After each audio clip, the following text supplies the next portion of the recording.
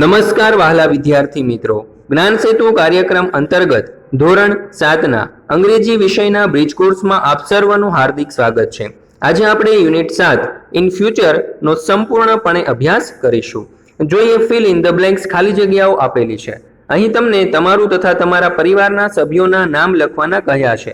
તો અહીં મેં મારા નામ લખ્યા છે, પરંતુ તમે તમારી રીતે લખી શકો છો। પહેલું, માય નેમ ઇઝ કેયુર સિંહ। બીજું, My father's name is Pratap Singh. ત્રીજું, My mother's name is Lashuben. ચોથું, I study in 7th class. પાંચમું, The name of my school is Sri Saraswati Vidyalay. છઠ્ઠું, I like to play football. સાતમું, My best friend is Rohan. આઠમું, My favorite teacher is Ketanbhai. નવમું, I live in Surat city. દસમું, I love my state Gujarat. ત્યાર પછી અહીં આપણને fill in the blanks with yesterday, today or Sunday હોય। ત્યાર પછી અહીં આપણને આપેલું છે કે there is a science fair at Anand cluster resource centre, એટલે કે CRC। તો CRC are at readers, mister Ahir is visiting CRCs, let us listen to him. તો અહીં આપણને તેના વિશે કેટલીક માહિતી આપેલી છે, તે સાંભળી અને ત્યાર પછી આપણને ફિલ ઇન ધ બ્લેન્ક્સ એટલે કે ખાલી જગ્યાઓ પૂરવાનું કહ્યું છે। તો જોઈએ સર્વપ્રથમ yesterday, mister Ahir was at Bhuj yesterday. He visited Madhapur and Kukna CRC. ત્યાર પછી ટુડે, તો he is at Anand today. ત્યાર પછી છે the students at Anand CRC very confident. ત્યાર પછી tomorrow, તો he will visit Valsad district tomorrow. અને ત્યાર પછી છે he will also visit science at Dharampur. પછી આપણે યસ્ટરડે, ટુડે અને ટુમોરો નો ઉપયોગ કરી અને કેટલીક દિવસની જે પ્રવૃત્તિઓ હોય એ અહીં આપણને આપેલી છે। ત્યાર પછી વિદ્યાર્થી મિત્રોએ તેમની જે દિનચર્યા હોય ને એ અહીં રજૂ કરવાની છે। તો સર્વપ્રથમ જોઈએ એ, I do yoga every morning. I will eat paneer tikka tomorrow. ત્યાર પછી બીજું, I will go for run in evening. અને I wrote poem at yesterday. ત્યાર પછી આપણે આગળ વધીએ તો અહીં આપણને એક ટેબલ, એક કોષ્ટક આપેલું છે, તેના પરથી કેટલાક ખાલી જગ્યાઓના ઉત્તર મેળવીએ। તો જોઈએ, The sport day members and participants will reach the school at 8 in the morning. Entry and registration will be done from 8 am to 9 am. Megha, Purva and Rohit will look after the sitting arrangement for the sports day. At 9:30 am participants will be ready for their game. Rakesh, Nimisha and Jaideep will guide them. Charuben and her team will look after the judge and guest. ત્યાર પછી જો find O family word from the table and write them. એટલે કે O મૂળાક્ષર વાળા શબ્દોને અહીંથી શોધવાના છે। તો જો NOD નોડ, ત્યાર પછી GOD ગોડ, ત્યાર પછી ROD રોડ, ત્યાર પછી આવશે FOD ફોડ, ત્યાર પછી પાંચમું છે MOB મોબ, છઠ્ઠું આવશે ROB રોબ, સાતમું આવશે COB કોબ, આઠમું છે SOB સોબ અને નવમું આવશે POD પોડ। ત્યાર પછી કહ્યું છે what do you want to become, write about it in the space given below। તો તમે શું બનવા માંગો છો તેના વિશે અહીં લખવાનું કહ્યું છે। જો જુઓ, all of us want to become something in our future and we serve our nation in different way. Similarly, I want to become a teacher and want to make a studies easier for students. I want to make a school where I can educate the poor free of cost. I have seen some children on the street. They beg and do dirty jobs. Children are the future of any nation, so we should handle them with a care.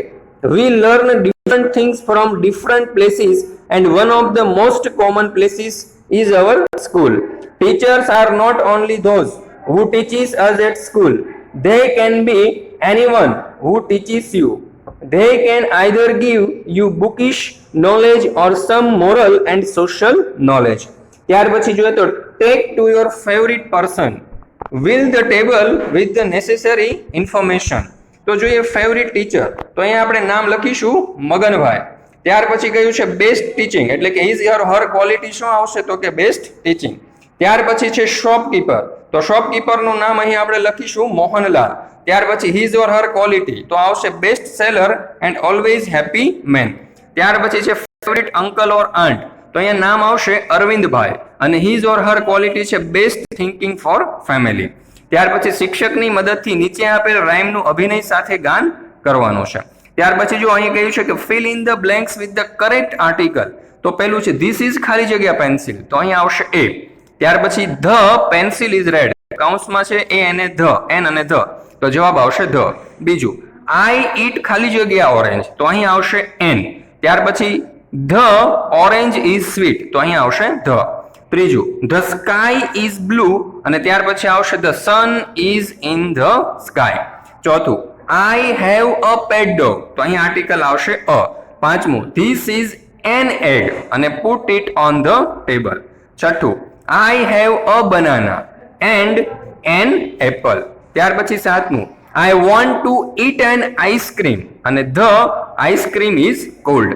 ત્યાર પછી છે what will you do when disaster will strikes. તો જો અહીં આપણને કેટલીક બાબતો આપેલી છે, તેને આપણે ફાયર, અર્થક્વેક અને ફ્લડ એમ 3 મુસીબતોમાં વહેંચવાની છે. ફાયર એટલે કે આગ લાગવી, અર્થક્વેક એટલે કે ભૂકંપ, અને ફ્લડ એટલે કે પૂર.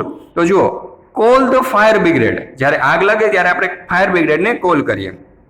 સર્વપ્રથમ આપણે આગ લાગે ત્યારે શું કરીએ તેના વિશે છે. સ્વિચ ઓફ ધ ઇલેક્ટ્રિસિટી એટલે કે વીજળી બંધ કરી દેવી જોઈએ, અને થ્રો વોટર ડ્રાય સેન્ડ ઓર ડ્રાય ડસ્ટ એટલે કે તેના ઉપર પાણી કે ધૂળનો ફેંકો કરવો જોઈએ, મારો કરવો જોઈએ. ત્યાર પછી અર્થક્વેક એટલે કે જ્યારે ભૂકંપ આવે ત્યારે સ્વિચ ઓફ ધ ઇલેક્ટ્રિસિટી વીજળી બંધ કરવી. Do not stand under trees and electric pole, વીજળીના થાંભલાઓ અથવા તો વૃક્ષો નીચે ઊભું ન રહેવું જોઈએ. રન ઇનટુ ઓપન ગાર્ડન, ખુલ્લા મેદાનમાં ભાગો. ફ્લડ એટલે કે પૂર આવે ત્યારે stay on roofs or higher area એટલે કે છત ઉપર અથવા તો ઊંચાણવાળી જગ્યા ઉપર જતું રહેવું. ત્યાર પછી છે take care of children, elders and pet animal, ત્યારે આપણે બાળકો, વૃદ્ધો અને આપણા પાલતુ પ્રાણીઓની ખાસ માવજત રાખવી જોઈએ. ત્યાર પછી કહ્યું છે write 7 sentence using 1 word from each word. તો જુઓ સર્વપ્રથમ પહેલું આવશે અહીં વી આર ક્રાઇંગ. બીજું વાક્ય આપણે બનાવી શકીએ વી આર ડ્રાઇવિંગ. ત્રીજું વાક્ય બનાવી શકીએ હી ઇઝ સ્વિમિંગ. ચોથું વાક્ય આવશે સી ઇઝ સિટિંગ. પાંચમું વાક્ય આવશે ઇટ ઇઝ ટોકિંગ. છઠ્ઠું વાક્ય છે ધે આર ક્રાઇંગ. સાતમું આવશે ધે આર સ્ટડીંગ. ત્યાર પછી અહીંયા આપણને એક ચિત્ર આપેલું છે, અને ચિત્ર ઉપરથી આપણને 5 વાક્યો બનાવવાનું કહ્યું છે. તો પહેલું વાક્ય ધીસ પિક્ચર ઇઝ ફેર. બીજું many peoples come in fair for enjoying.